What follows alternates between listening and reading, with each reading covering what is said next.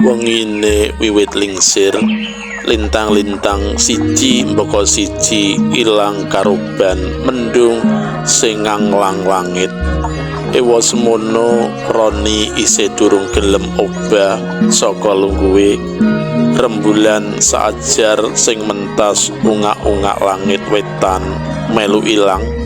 Jalari kuburan sing sepi iku sansaya anyep. Roni kaya ora peduli marang owah-owahane alam kuwi sing tansah nguwot ing idepe mung Elisa. Angin atis tumiyup kekes ngregemenge wit asem sing dhuwure ngoyak langit wiwit obah-obah kaya sengaja perintah Roni supaya luwih becik mulih menyang omahe. Luwih-luwih Maisan sing keclap-keclap putih kepingin enggal ditinggalake Roni supaya ora tansah disawang. Awit wis wengi katelu kuwi Roni lungguh tenguk-tenguk ing sacedhake dudukan lemah anyar sing diwatesi Maisan bujel sepasang. Maisan anyar banjur dielus-elus, atine trenyuh luwih ngebaki tlapukane, banjur kutah ndlewer ing pipine. Mung Roni sing rasane luwih anget kuwi nyasa atise wengi. Drijine tansah nelusur aksara Elisa nganti bola-bali. Dheweke kenya sing isih tumancep jero-jroning atine.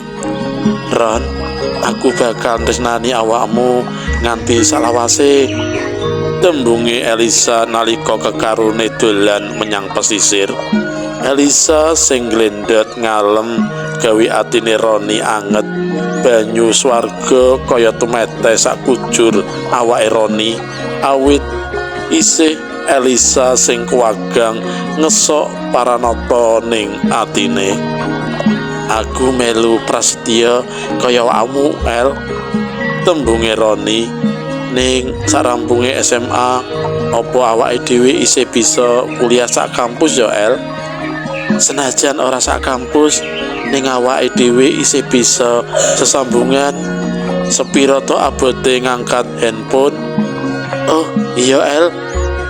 Nalika Roni nyoba ngesun pipine Elisa, dadak kanca liyane undang-undang saka kaduan.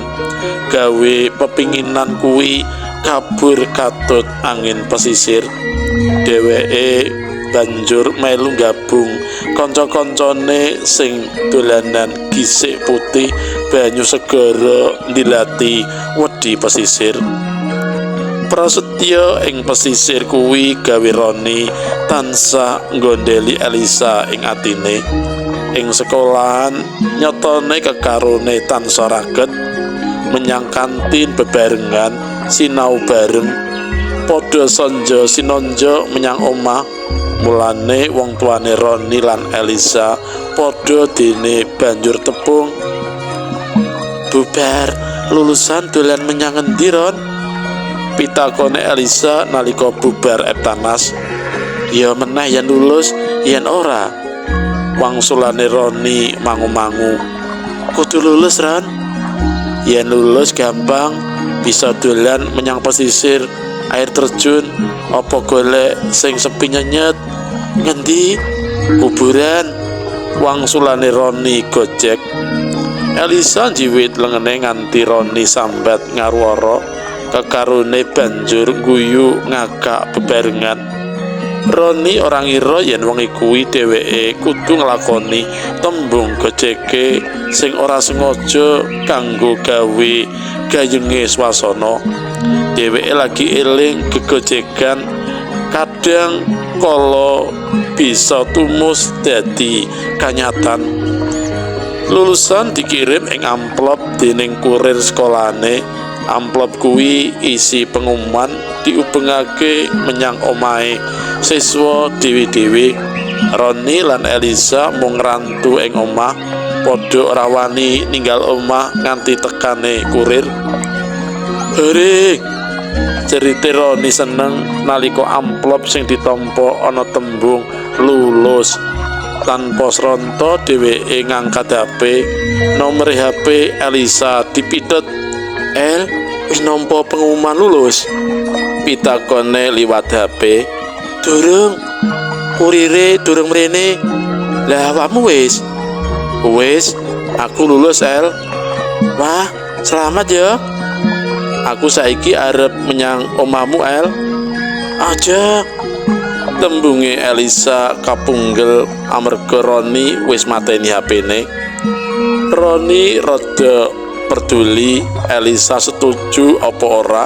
Sing penting dheweke bakal ngesok krenteke ati sing rumangsa seneng kuwi. Sepeda motor disuruh metu saka omah kanthi cekat-ceket digelak tumuju omah Elisa. Atine ratap nalika sepeda motore ngancik gawangan omahe Elisa. Ing plataran wis parkir mobil metalik weton anyar. Mongko nalika ngungak garasi mobile wong tuane Elisa wis ora ana papan kuwi. Banjur sapa sing ing omahe kuwi? Ati sing sida-sida ngangsek kepengin ngerti pawongan sing ana ing jero omah kuwi. Roni nranyak uluk salam lan ngungak menjero. Atine Roni ngedap jebul nom-noman sing pideksa umure luwih tuwa tinimbang Roni.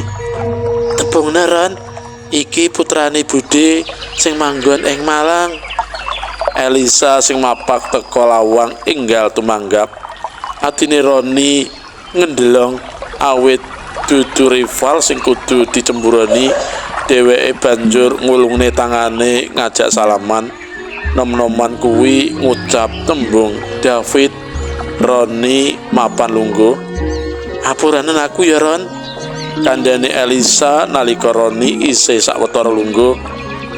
"Iki mau wong tuaku padha endang simbang. Jarine lagi gerah. Malah iki mau Mas David mapak aku supaya nyusul mrono." Elisa katon suntrut. "Lah, pengumumanmu kepriye? Ben ditampa pembantu ae." "Ya wis, yen ngono aku tak sonjo kanca-kanca ae ya." "Iya, sepurane lho, Ran. Aku ora nundung." Atine anyel, atine kagol mendosol ngebaki dadane Roni. Ya kene wayahan ndum rasa seneng dadak ana acara sing kaya ngono. Sawetara ramene kancane Roni gawe rada bisa nglalekne pikirane sing tansah marang Elisa. Nanging ana kancane sing cerita yen Elisa ora lulus. Roni nglogro sakala. Roni nyoba nelpon Elisa ora sambung, di SMS uga ora ditampa. Roni sansaya bingung. Sorene Roni bali menyang omahe Elisa. Sing ana mung pembantune. Pembantu iku ora ngerti menyang endi Elisa utawa wong tuane Elisa. HP-ne Elisa isih panggah durung bisa dihubungi. Roni sansaya bingung. Apa sing kudu dilakoni supaya bisa sesambungan karo Elisa? "Elisa, Ran, Elisa." Tangise Susi nalika esuk kuwi Roni nyoba menyang sekolahane mertakake apa bener Elisa ora lulus. "Elisa ora lulus?" pitakone Roni anyep. "Dudu, Elisa tinggal donya, Ron." "Hah?" Roni kaget setengah mati. Gelar Roni jenggirat. Tangane sing isih ngelus maisan di sendal. Dheweke isih kepingin nangis, nangisi Elisa sing kudu nglakoni nasib kurang becik. Nanging udane kemrosok nibani kegodhongan.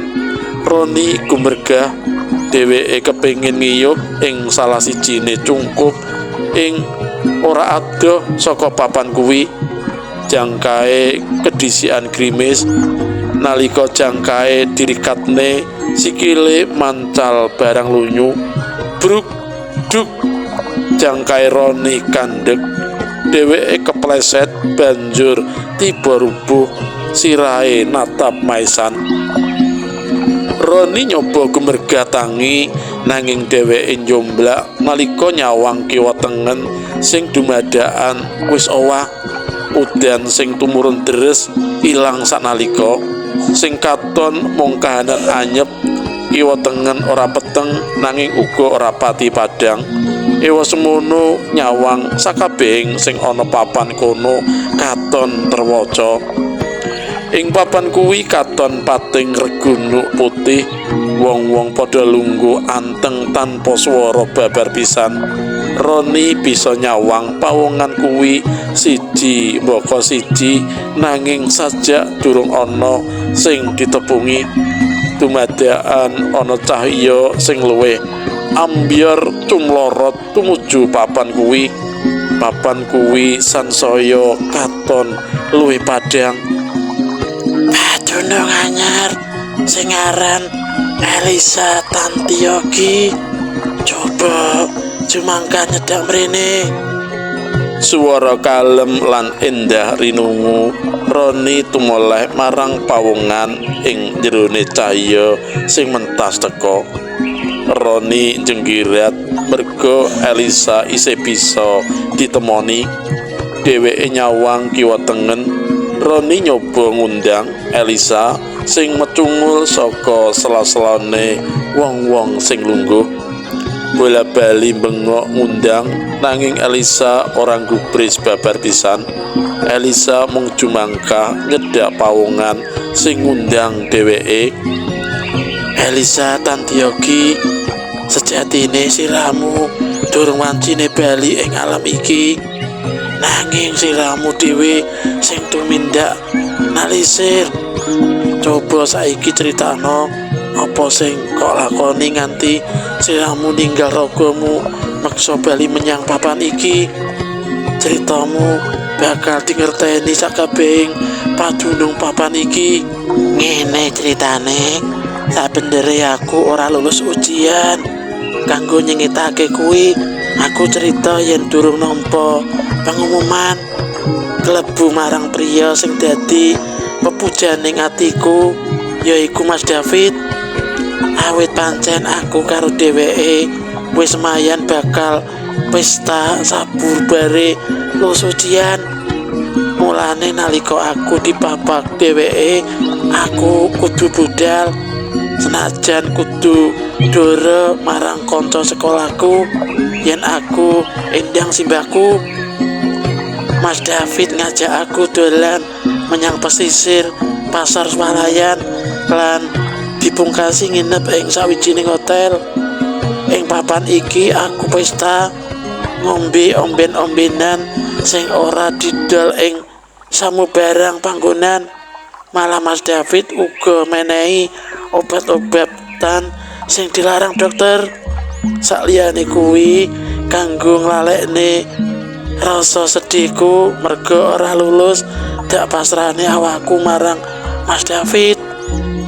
Sansaya suwe aku krasa kumleyang.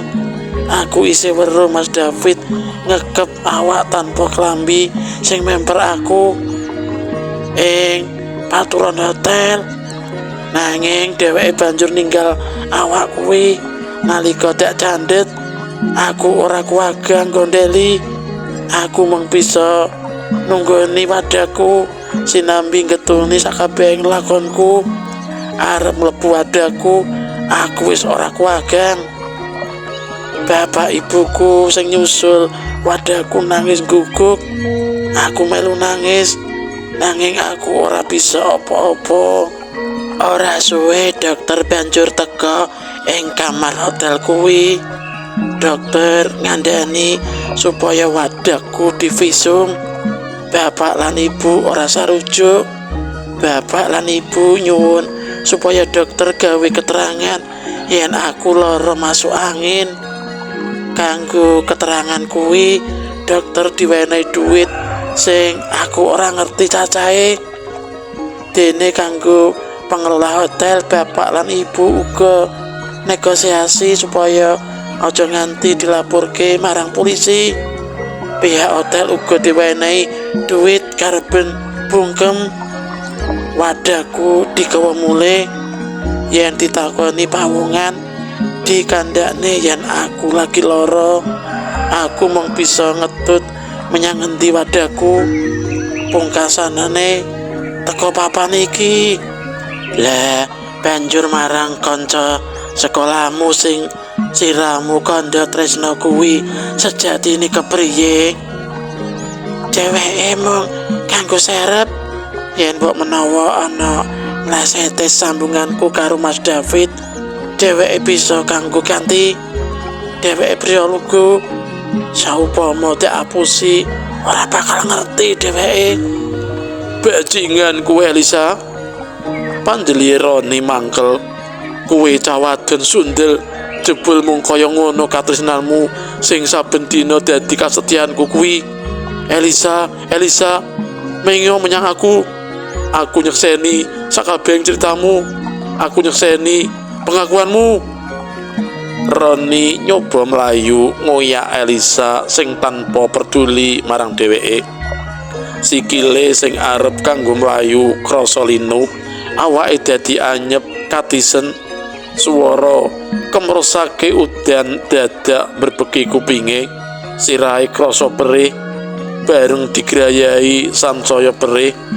Roni lagi eling yen isih ing tengah-tengah maisan kuburan, kahanan peteng dedet. Dheweke nyoba gumergah melayu ninggalake kuburan. Kasetyane sing gilik dumadakan ajur katut iline udan. Melayu metu saka komplek kuburan tumuju omah sing paling cedhak. Tiba nglimprek ing emperan omah. Suster, dheweke priya sing paling setya sak donya iki.